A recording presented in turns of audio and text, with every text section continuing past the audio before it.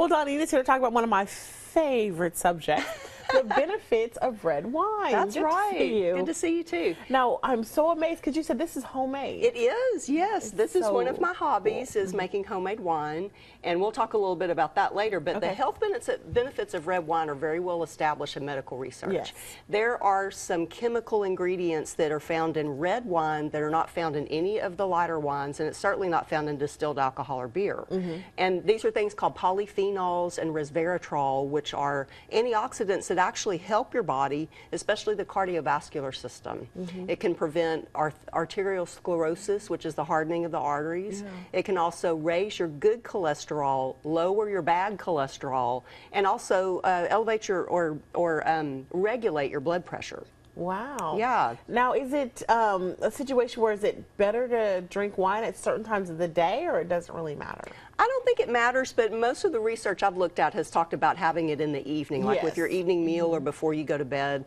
And for both men and women, it should be only 1 to 2 glasses of red wine per day, everything in moderation. Yeah, but which is more than enough. Really. Right, right. And with the homemade wines, especially, and if there's anybody out there who makes their own wines, they'll know this. They tend to be a little bit higher in alcohol concentration than store-bought varieties, so you have to be careful with them anyway. Yeah, because I can smell the aroma of the wine. This is a Malbec, and you can see it's an extremely dark red wine, and the red wines that we're talking about are the ones that are the darker varieties. So we're talking about Merlot, Burgundy, Malbec, those types of wines.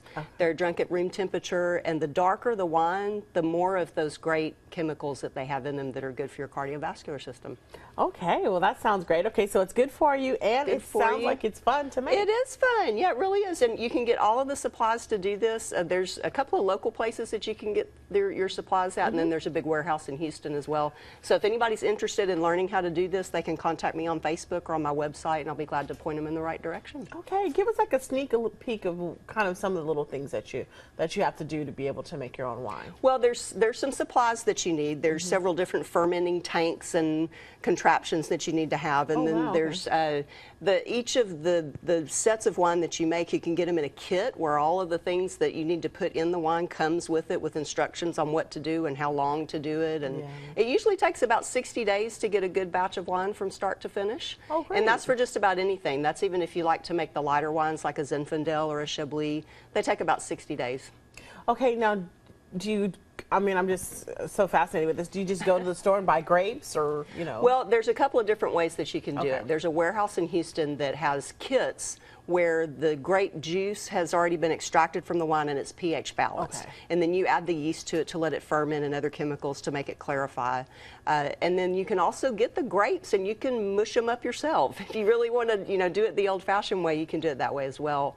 And you can also make wine from fruits too. But the most beneficial for the health benefits is going to be your dark reds. All right. Well, thank you so much for joining us, and thanks for sharing your expertise. Absolutely. This is pretty cool. I might have to get into that hobby as well. Yeah, look into it. And it looks like it makes like perfect holiday gifts and things like that. Oh, yeah. In fact, every batch I've made so far, I've given away quite a few bottles because everybody just loves it. All right. Thanks so much. And of course, we'll see you next Friday.